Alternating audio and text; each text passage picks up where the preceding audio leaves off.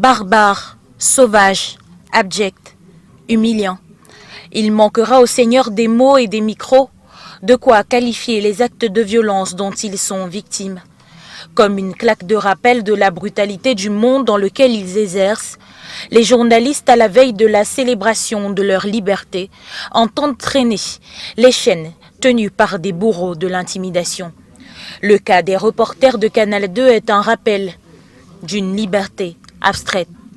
Le syndicat ne tolérera jamais des abus sur les personnels et employés des médias. Il est important que le gouvernement travaille à assurer la protection des journalistes. Les hommes de médias sont traqués parce que la vérité, les faits, dérangent.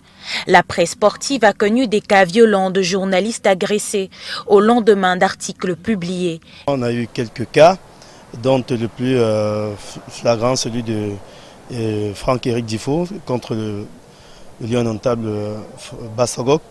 C'est vrai que ça a été finalement géré à l'amiable. Il y a eu d'autres cas également où un autre joueur est carrément allé jusqu'au groupement de gendarmerie. Je ne sais pas si c'est là-bas qu'on porte les plaintes.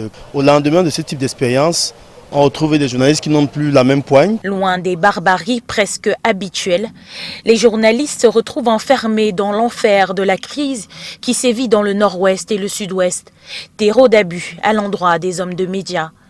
Pris dans l'étau d'une guerre entre deux camps, les visages de Famé Bouni ou Samuel Ouazizi pleurent encore sur les écrans. Au vu de ce qui est arrivé à certains, il faut avoir beaucoup de courage pour continuer. Et cela est une des raisons pour lesquelles certains ont même quitté la profession. La nouvelle méthode est l'intimidation. Tu écris un papier et tu reçois des messages pour t'abattre psychologiquement. C'est un musellement de la presse.